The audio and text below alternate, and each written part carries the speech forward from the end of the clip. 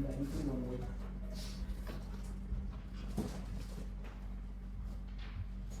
assalamualaikum warahmatullahi wabarakatuh. Waalaikumsalam warahmatullahi wabarakatuh.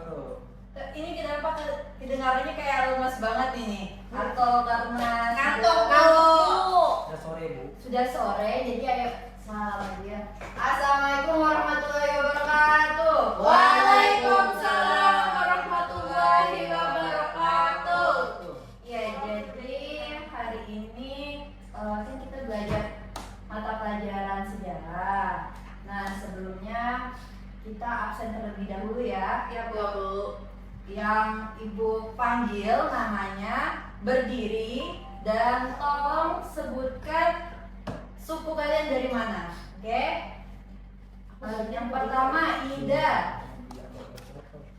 Saya Bu, saya dari suku Jawa. Suku Jawa. Oke.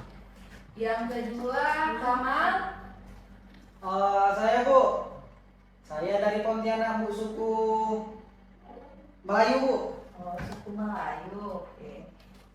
Yang selanjutnya Vita. Ya Bu, saya dari suku Jawa. Suku Jawa. Selanjutnya Heni. Aku, saya dari suku Banjar. Suku Banjar. Oke, yang terakhir ini ya, yang terakhir baik kita tunggu. Belum Ibu panggil. Oh, yang terakhir Franz. Ya Bu, perkenalkan saya Franz Michael Bu, suku saya Cina Bu.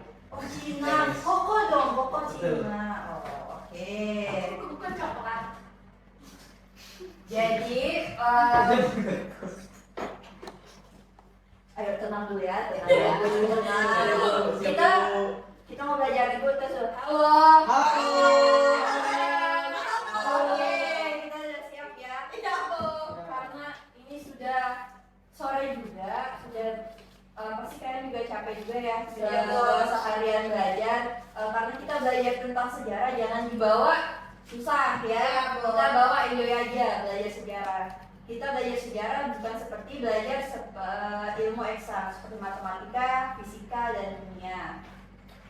Dan untuk hari ini kita akan melanjutkan materi tentang organisasi ya, tentang organisasi pergerakan nasional. Sebelum Ibu masuk ke materinya, ada yang ingat apa sih yang kalian telah pelajarin di organisasi pergerakan nasional ini? Ayo. Ini Bu, kemarin nasionalisme. Kalau di kelas Ibu, ayo angkat tangannya, baru sebutkan nama dan jawab. Saya Bu. Ya, yuk silahkan. Ya, ini Bu mau menjawab. Sebelumnya kemarin itu belajar tentang embrio munculnya ide kebangsaan dan nasionalisme Indonesia. Oke, ya benar. Jadi ketika kita berbicara tentang organisasi pergerakan nasional ya, itu akan berkaitan dengan bagaimana sih latar belakang atau sejarahnya, dan di materi sebelumnya kan sudah dijelaskan bagaimana pengaruh-pengaruhnya dari negara-negara luar seperti kayak dari Turki, kemudian dan lain sebagainya. Selanjutnya nih adalah pertanyaan lagi. Ada yang ingat nggak apa itu organisasi moderat kooperatif? Saya Bu Ida. Ya, Jadi silakan. organisasi moderat kooperatif itu adalah organisasi yang berjalan secara baik Bu, kerjasama. Jadi tidak secara bisa dikatakan itu radikal. Oke, ada lagi yang ingin menanggapi?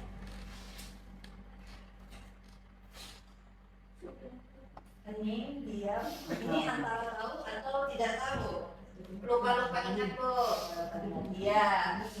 Jadi seperti yang benar yang dikatakan teman kalian, Ida, adalah kalau kita berbicara tentang organisasi moderat kooperatif,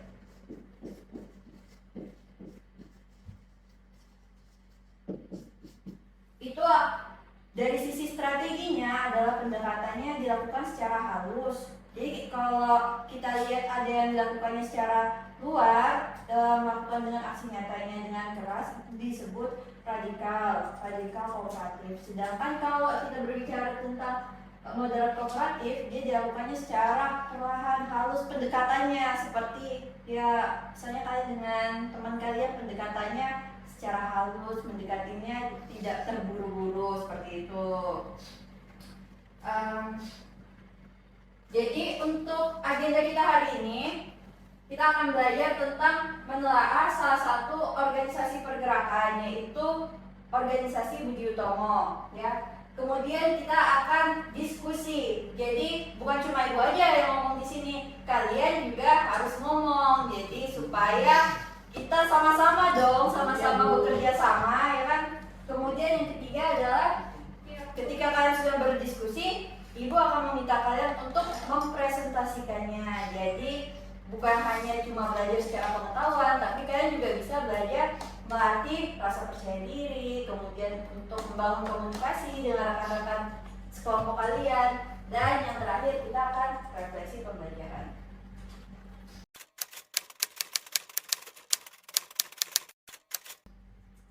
Nah, ini ada dua gambar. Coba kalian sebutkan apa persamaan dan perbedaan dari kedua gambar tersebut. Yang kiri zaman Angkat tangannya.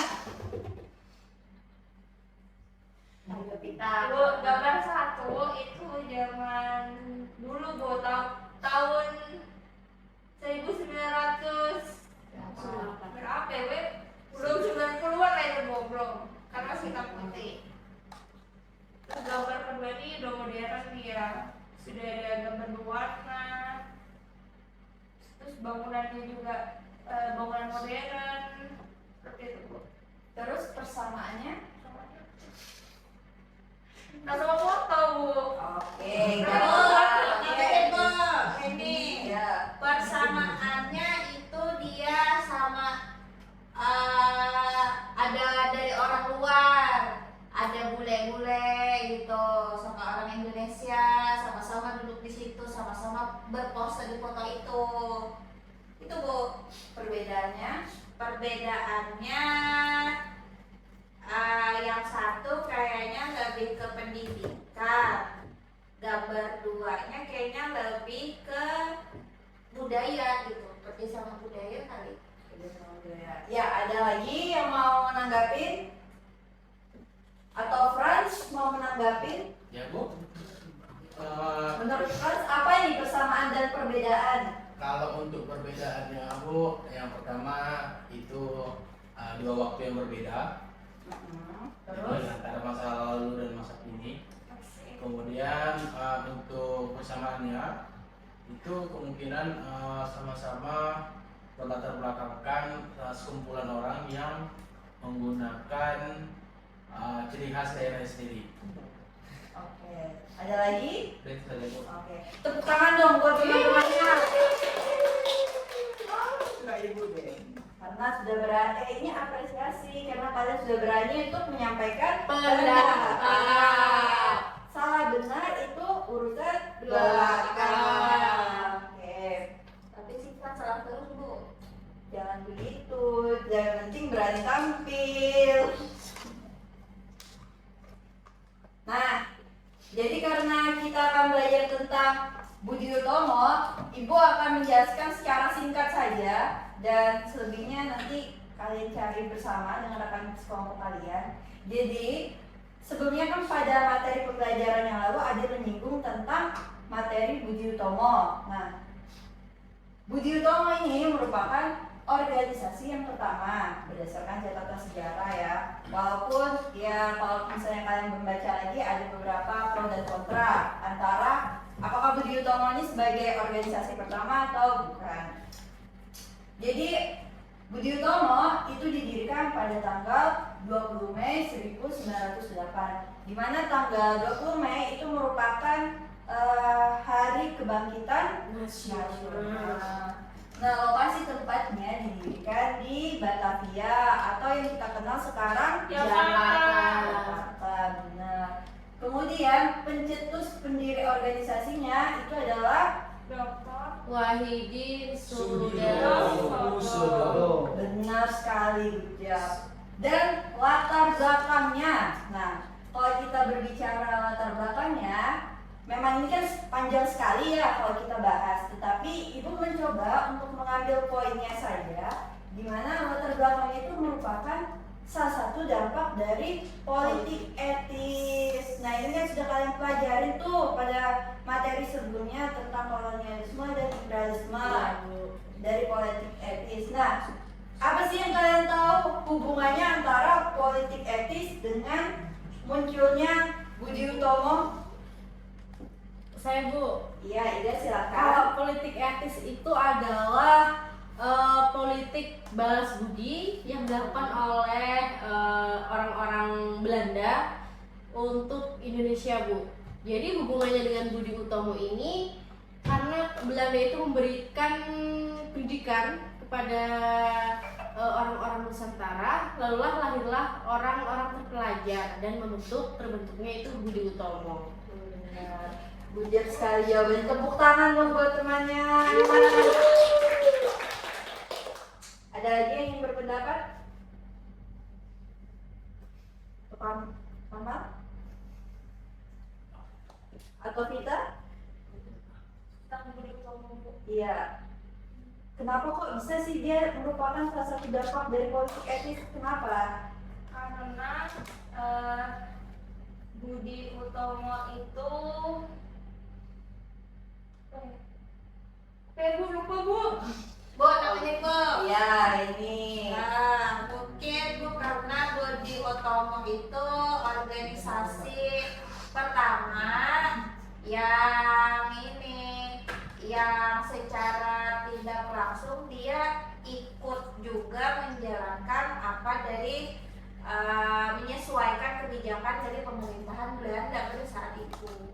Jadi kayak simbiosis mutualisme dah kayak gitu lah. Oke. Ya, jadi Ibu mencoba menyimpulkannya dari jawaban teman-teman kalian, baik Ida, Heni, Vita, ya kita nggak apa-apa, belum tahu juga, yang penting sudah berani untuk berpendapat itu sudah bagus, oke. Terima kasih. Jadi kenapa kok bisa berkaitan? Karena kalau kita lihat dari latar belakang politik etis sendiri, itu kan memberikan pendidikan ya, dari dampak pendidikan.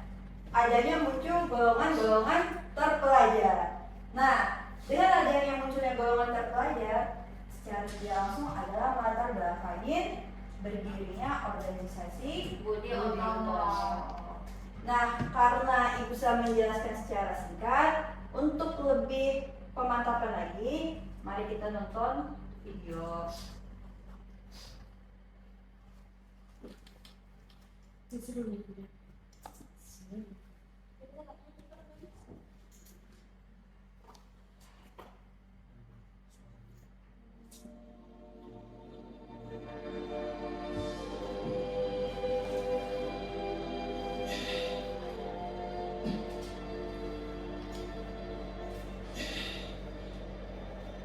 Lihat kepala tanganku bersih, tidak ada luka padaku. Tak sebut dia apa tadi? Hah? Dasar Irlander. Aku tidak mau mengatakan aku. Aku berjuang dengan gagasan.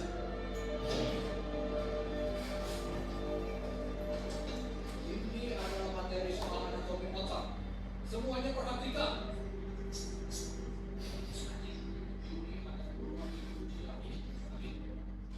Sutomo dan teman-temannya masih merupakan pelajar. Di sela-sela pada kegiatan sekolah Stovia, bertemu, bertukar pendapat tentang kamu sendiri.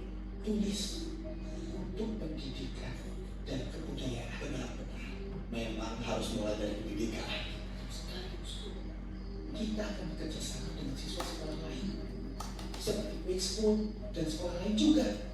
Catat. Pelankan suaramu. Kita akan semakin banyak diskusi dan kita akan terus mengadakan diskusi-diskusi untuk masyarakat Bumi Putra. Ini diskusi.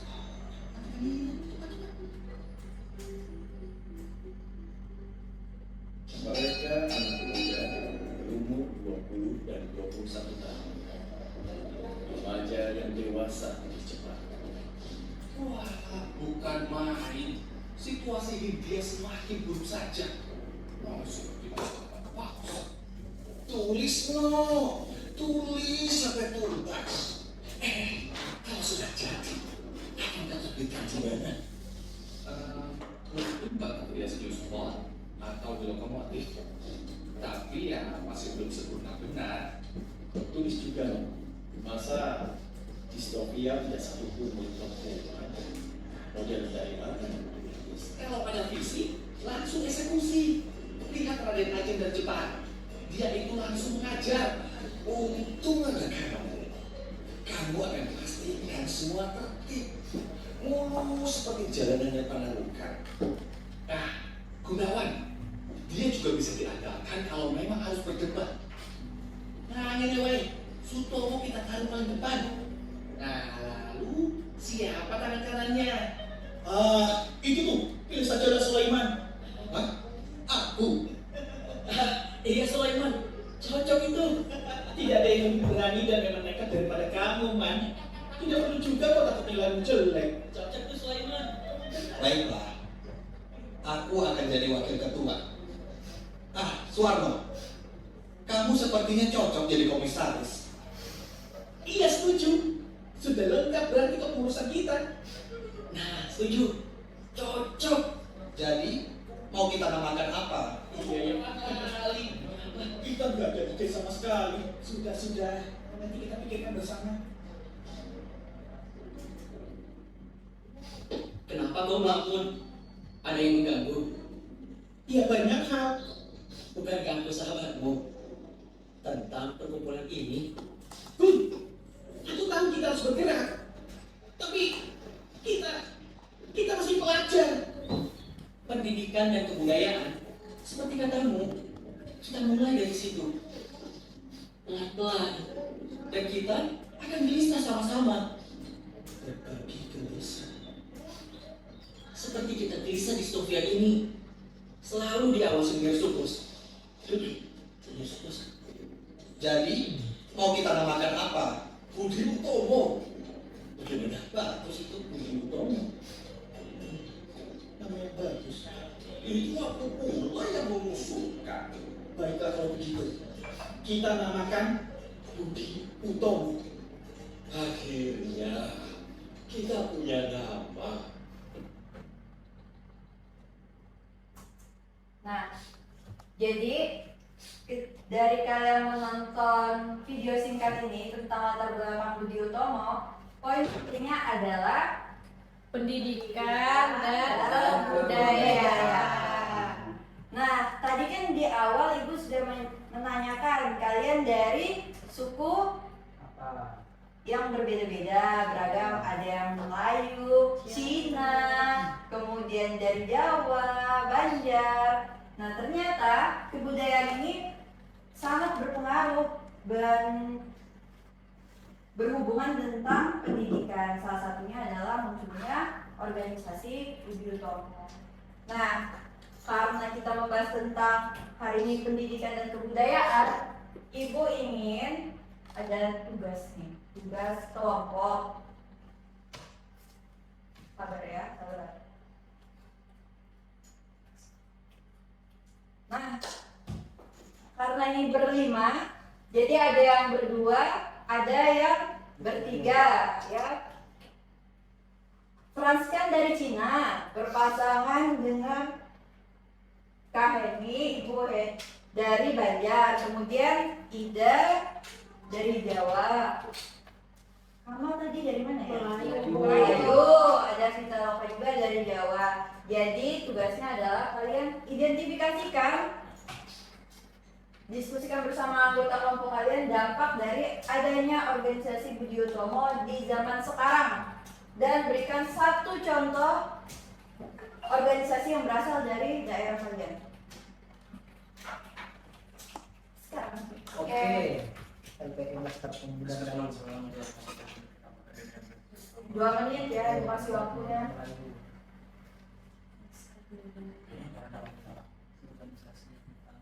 Vita, kenapa tidak bekerja kelompok dengan temannya? Ibu ini satu orang aja kan untuk perwakilan nanti. Kalau bisa maju semua kelompoknya, tapi satu aja contohnya nggak apa-apa.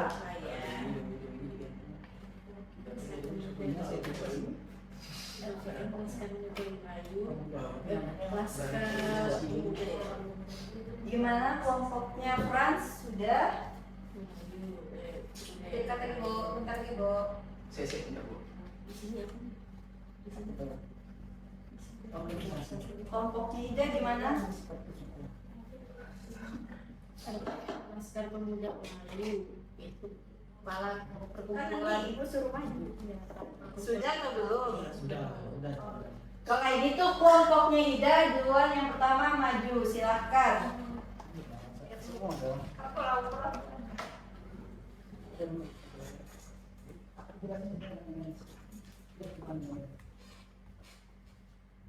Oke, selamat. Sini lah. Oke. Kenapa ya? Enggak ada temannya. Oh, ada teman.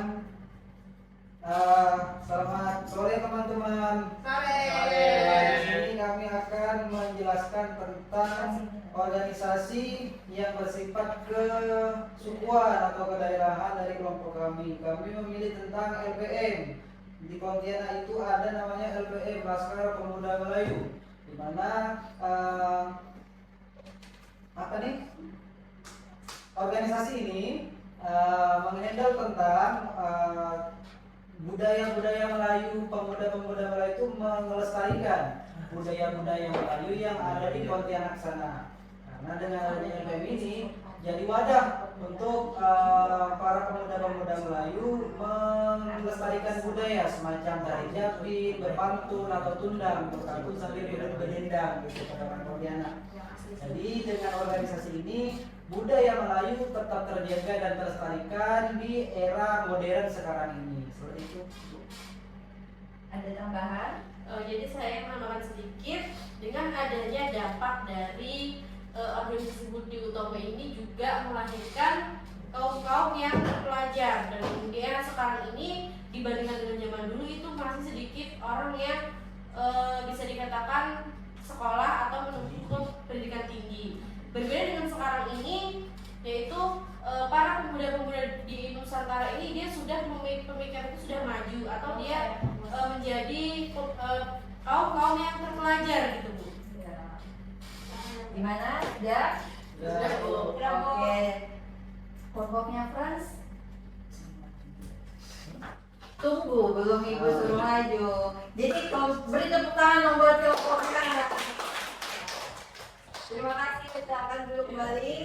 Dan ya, kita tunggu-tunggu kelompok penutup dari kelompoknya Franz dan Henny.